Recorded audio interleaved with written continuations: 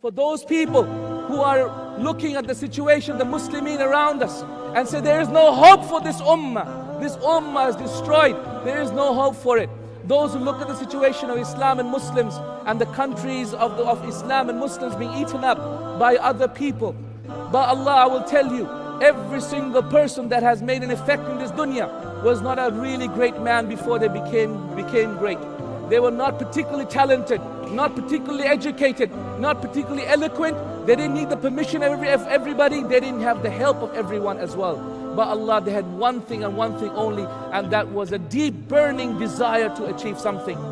One day the Prophet ﷺ stood up in the depths of the night. It is authentically reported in Al-Bukhari that he raised his hands up to the heavens and he said, "Oh Allah, my ummah, my ummah. Ya Allah, my ummah, my ummah. Ya Allah, my ummah, my ummah." He couldn't say more than that.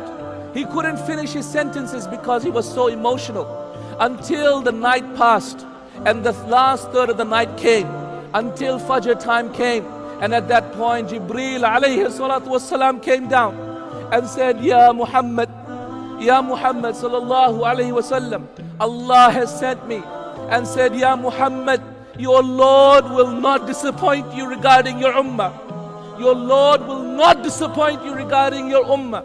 The question is, brothers and sisters in Islam, are we going to disappoint our Prophet ﷺ? Are we going to disappoint our Prophet ﷺ? Allah has promised our Prophet He will not disappoint him regarding our ummah. The question is us. Are we going to otherwise not fulfill the promise of Allah and be a disappointment for our Prophet ﷺ? Be you of those people who fulfill his vision. Remember, by Allah, the Prophet ﷺ was a very positive person. Be very positive about yourself. Be very positive that you can make a change. Be very positive that you will have an effect in changing the ummah.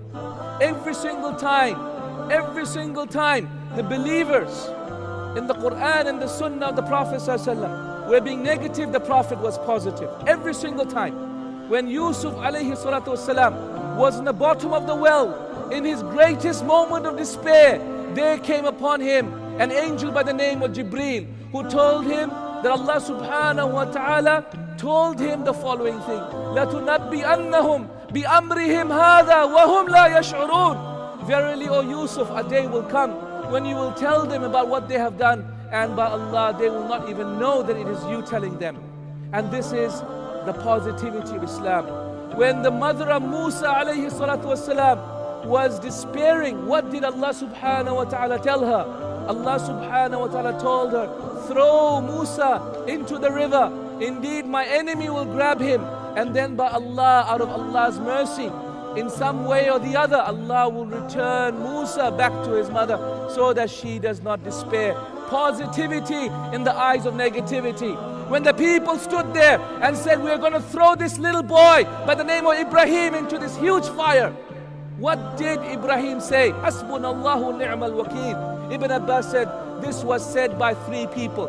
The first person who said it was Ibrahim alayhi salatu wassalam. When the people all gathered together, built a huge fire to throw Ibrahim in there, what did he say? Positivity in the eyes of tremendous negativity. Hasbunallahu ni'mal wakeel.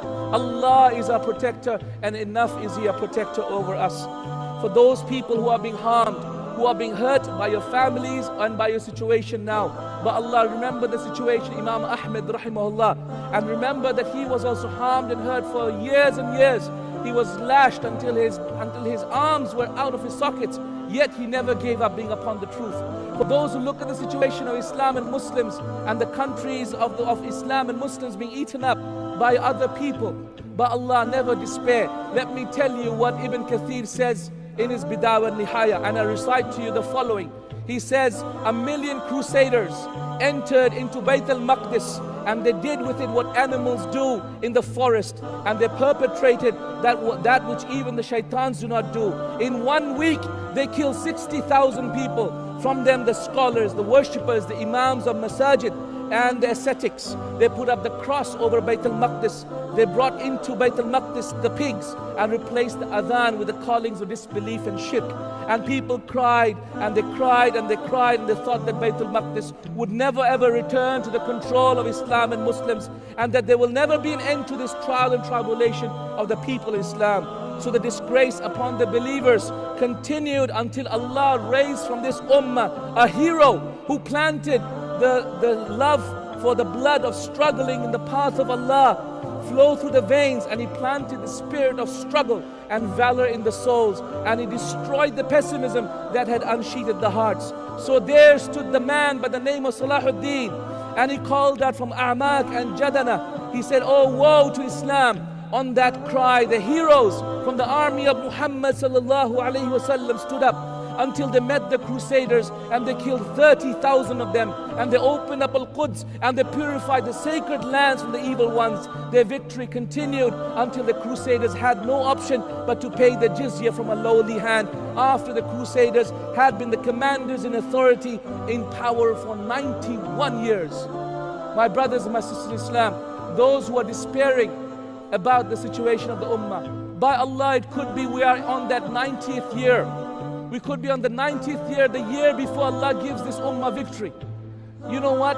It could be Allah laughing at this ummah because His mercy is just about to come. Never despair of the mercy of Allah subhanahu wa ta'ala.